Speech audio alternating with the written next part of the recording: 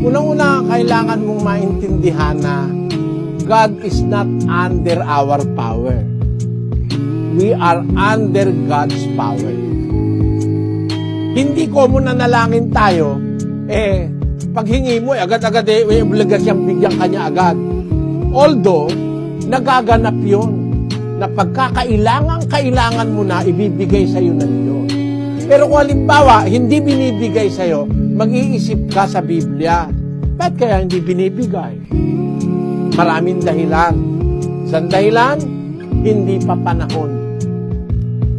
No, isang dahilan yon. Basahin natin ang 6:2, ikalawang Korinto.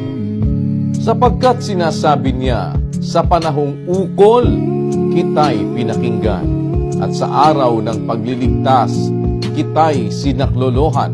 Sabi ng Diyos dapat maintindihan natin ng Diyos Minsan di natin iniintindihan ng Diyos Sabi ng Diyos, sinasabi niya, ang Diyos ang may sabi, sa panahong ukol kita'y pinakinggan.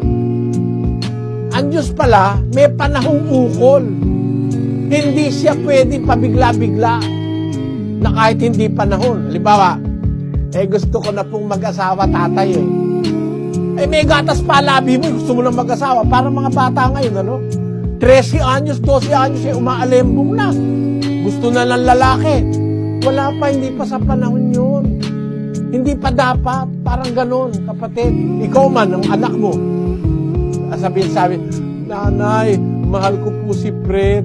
Nonoy, sige na, payagan nyo na ako. Nonoy, mahal ko po si Fred. Alam mo namang hindi pa panahong ukol. Papayag ka ba? Basahin natin ang unang Korinto 7, versikulo 36. Ngunit kung iniisip ng sino mang lalaki na hindi siya gumagawa ng marapat sa kanyang anak na dalaga, kung ito'y sumapit na sa kanyang katamtamang gulang, at kung kailangan ay sundin niya ang kanyang maibigan, hindi siya nagkakasala. Bayaang mag-asawa sila. Tamo kapatid, may panahong ukol Kung halimbawa, yung anak mo nagwawala, gustong mag-asawa, pinipigilan mo, bata pa.